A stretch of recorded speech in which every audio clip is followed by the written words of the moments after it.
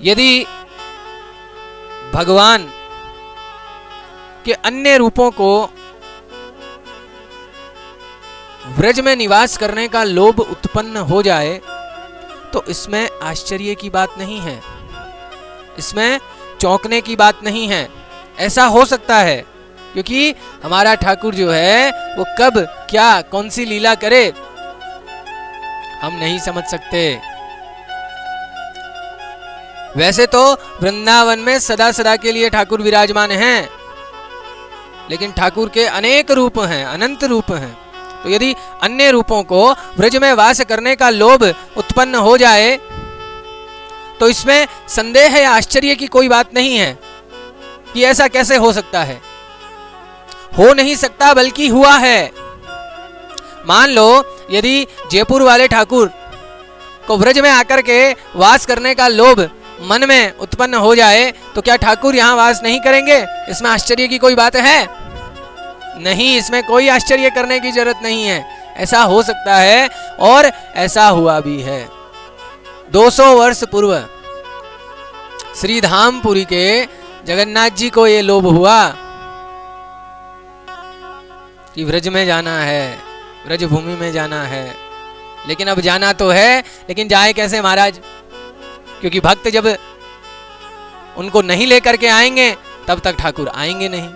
क्योंकि विग्रह रूप में जब भगवान आते हैं तो वो भक्त के अधीन होते हैं। बाकी किसी अन्य रूप में इतने अधीन ठाकुर नहीं होते जितने अधीन विग्रह रूप में हो जाते हैं। यदि भक्त उनको खिलाएगा तो खाएंगे, भक्त रुलाएगा तो रोएंगे, भक्त हंसाएगा तो हंसेंगे, भक्त प्रेम करेगा तो प्रेम करेंगे, भक्त नचाएगा तो नाचेंगे। ये विग्रह रूप के अंदर अपने आप को भगवान जो हैं वो भक्त के अधीन कर देते हैं कि ठीक है तुम करो मेरी सेवा।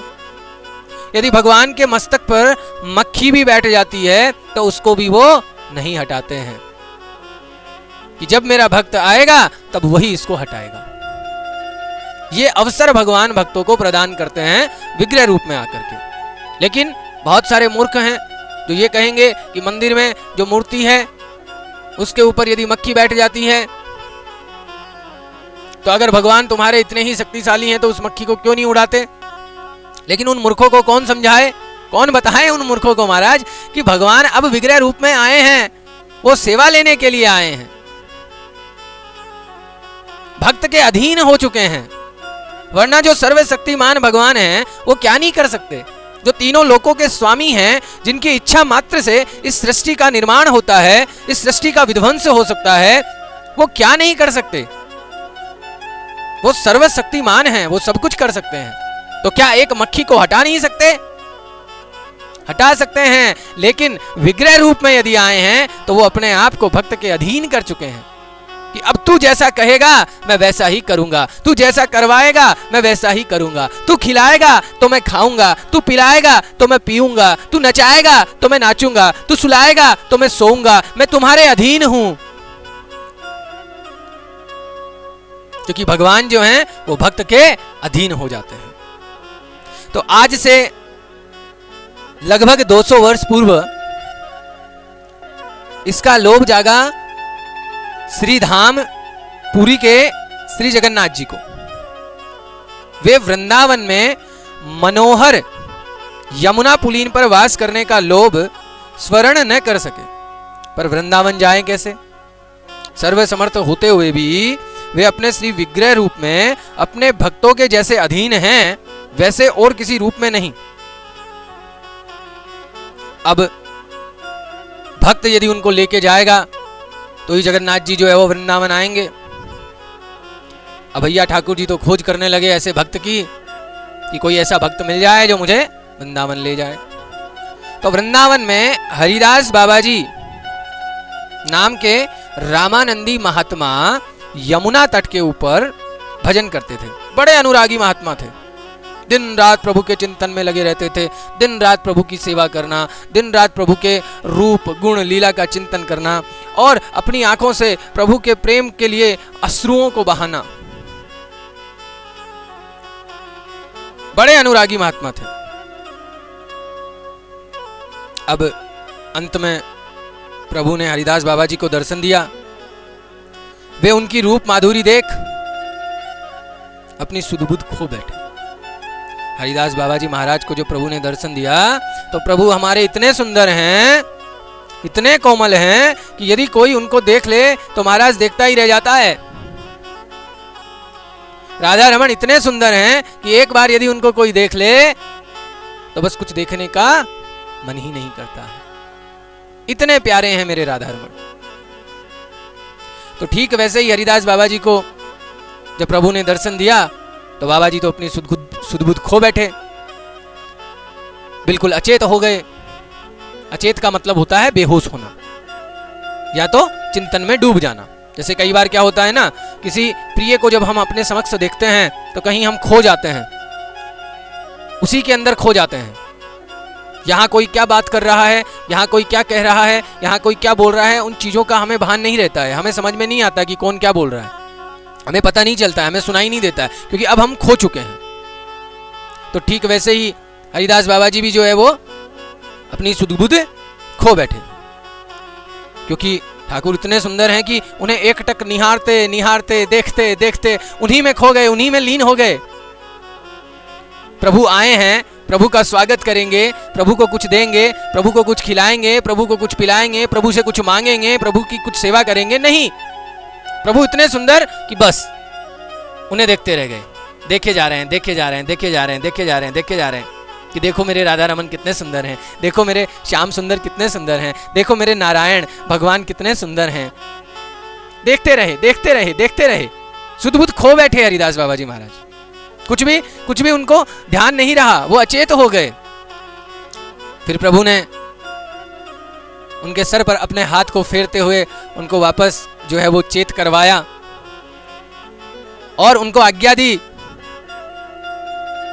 कि वत्स मैं तुमसे बहुत प्रसन्न हूं, तुम्हारी सेवा से बहुत खुश हूं, तुम्हारे भजन से मैं अत्यंत सुख का अनुभव करता हूं।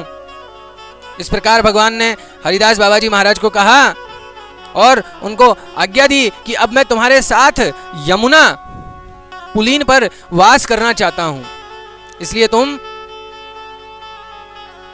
धाम जाओ और वहां से जगन्नाथ जी का जब विग्रह परिवर्तन होता है तुम पुराना विग्रह लेकर के आओ और इसी स्थल पर उसे स्थापित करके उसकी सेवा करना प्रारंभ करो। देखो भगवान के मन में भाव आया, भक्त के माध्यम से जो है वो कार्य करवा रहे हैं, क्योंकि ऐसा संभव है, ऐसा हो सकता है, इसमें आश्चर्य करने की जरूरत नहीं है। बहुत बार ठाकुर इधर उधर घूमते हैं, वृंदावन से कहीं दूसरी जगह चले जाएंगे, कहीं दूसरी जगह से वृंदावन आ जाएंगे, ऐसा हुआ है। ये 200 वर्ष पहले की ही बात है महाराज, कोई पुरानी बात नहीं है, बहुत लंबी चौड़ी पुरानी बातें नहीं है। हरिदास बाबा जी को धाम श्री धाम पुरी के जगन्नाथ जी ने जब ये आदेश दिया तो देते ही बाबा जी महाराज तो निकल पड़े भैया, क्योंकि भगवान की आज्ञा है, आज्ञा का पालन तो करना ही पड़ेगा। तो चल दिए। भगवान तो अंतर्धान हो गए, महात्मा उनके दर्शन से छटपट करने लगे, क्योंकि भैया जब प्रेमी आपके समक्ष आया है और प्रेमी जब चला जाता है तो स्वाभाविक सी बात है कि हमारे हृदय में वो पीड़ा घर कर जाती है, हम छटपटा जाते हैं अंदर से। तो ठीक वैसे ही जब भगवान अंतर्धान हो गए, अदृश्य हो गए, तो बाबा जी महाराज भी छटपटा गए।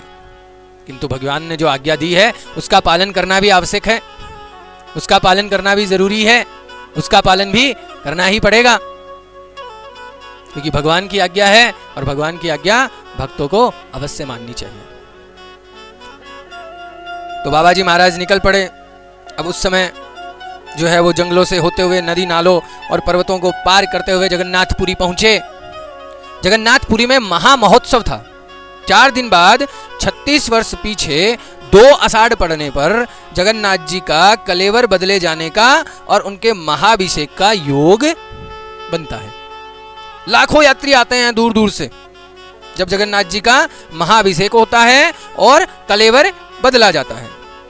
आनंद और उल्लास का समंदर उमड़ पड़ता है, इतनी भीड़ आती है, इतने भक्त आते हैं, इतने श्रद्धालु आते हैं जगन्नाथ जी के दर्शन करने के लिए जब उनके कलेवर को परिवर्तित किया जाता है, महाभिषेक किया जाता है। अब हरिदास जी जगन्नाथपुरी पहुंचे जगन्नाथ जी के पुजारियों के पास जाकर के अपना अभिप्राय व्यक्त किया, भगवान के आज्ञा का जो हरिदास बाबा जी को की है पुजारियों को सुनाई, पुराना विग्रह लेने का विनती किया, आग्रह किया।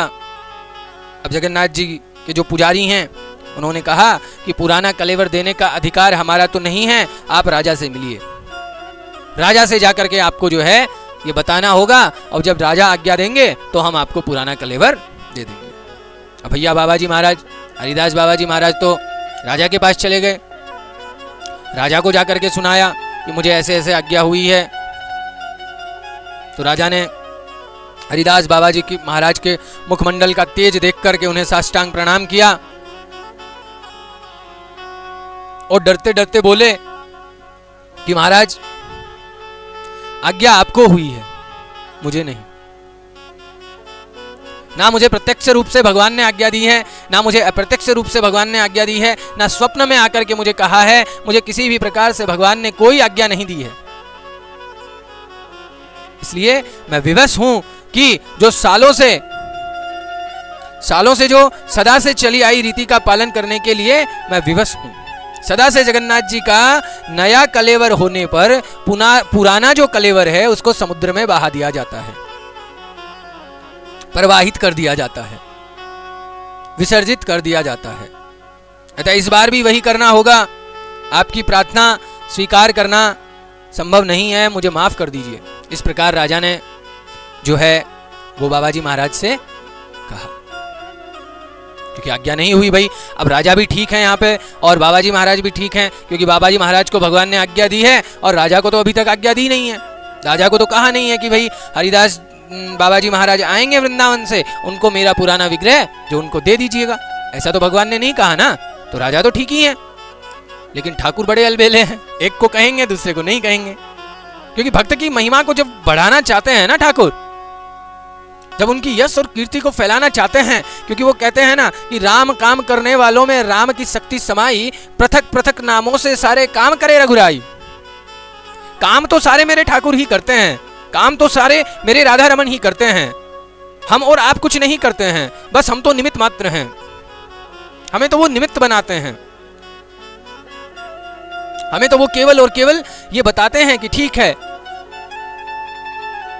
जिस प्रकार महाभारत के युद्ध में कार्य तो सारे मेरे राधा रमन मेरे ठाकुर ही कर रहे हैं, लेकिन अर्जुन को निमित्त बना करके, पांडवों को निमित्त बना करके धर्म की रक्षा कर रहे हैं महाराज।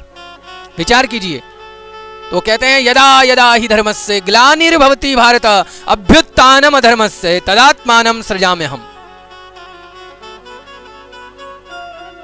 धर्म की रक्षा करने के लिए भगवान आते हैं और बार बार आते हैं, धर्म की स्थापना करते हैं, स्वयं आएंगे, अपने परिकरों को भेजेंगे, अपने भक्तों को भेजेंगे, जिनके माध्यम से धर्म की रक्षा की जाती है।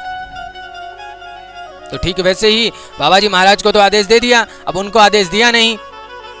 अब बेचारे राजा तो क्या करेंगे, महात्मा जी आए हैं, उनको अपमानित भी नहीं कर सकते, लेकिन उनसे निवेदन किया, उनसे क्षमा मांगी कि मैं ऐसा नहीं कर सकता।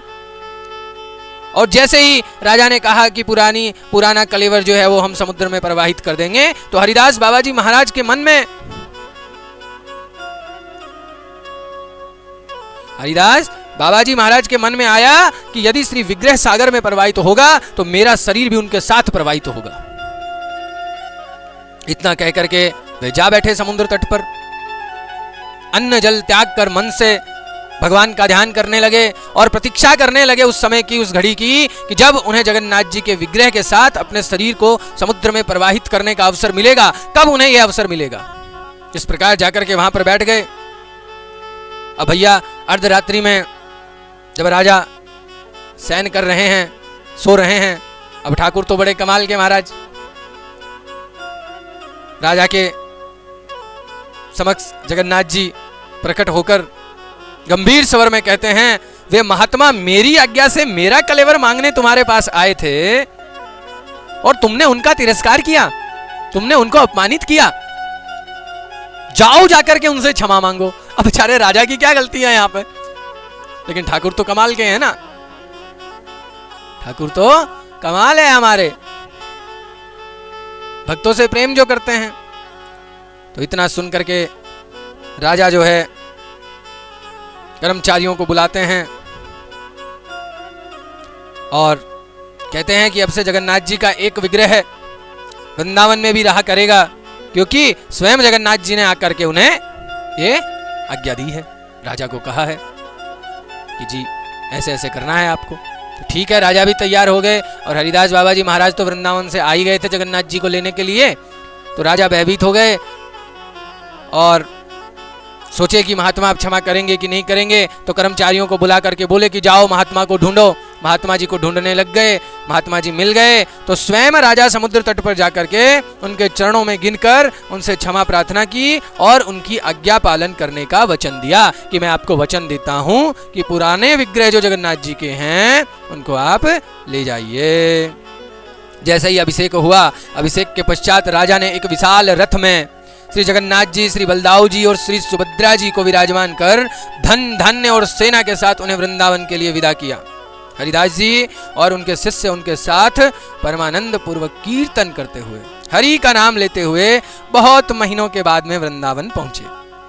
वृंदावन में यमुना तट पर उसी स्थल पर जहां वे भजन करते थे एक सुंदर मंदिर का निर्माण किया गया और उन विग्रहों को स्थापित किया गया। आज भी वह मंदिर और श्री विग्रह उस स्थान की शोभा बढ़ा रहे हैं वृंदावन में। उसके सामने यमुना बह रही है और नीचे पक्का घाट बना हुआ है। नीचे क्या बना हुआ है? पक्का घाट बना हुआ है जो जगन्नाथ घाट के नाम से पुकारा जाता है। भक्तगण वृंदावन में उस स्थान पर जगन्नाथ जी के दर्शन करने के लिए आज भी आते हैं। जगन्नाथ जी की रथ यात्रा के दिन वहां पर बहुत ज्यादा श्रद्धालु एकत्रित होते हैं। तो देखिए महाराज, भगवान को जब जो काम करवाना है वो करवा लेंगे। भगवान की जो इच्छा है, जहां जाना है, जहां से आना है, कहां क्या करना है, वो चले जाएंगे। लेकिन इसमें कोई संदेह नहीं है कि भगवान को ब्रजभूमि जितनी प्रिय है, वैसे भगवान सब जगह हैं, सर्वत्र हैं भगवान, किंतु ब्रज में जितना आनंदित भगवान होते हैं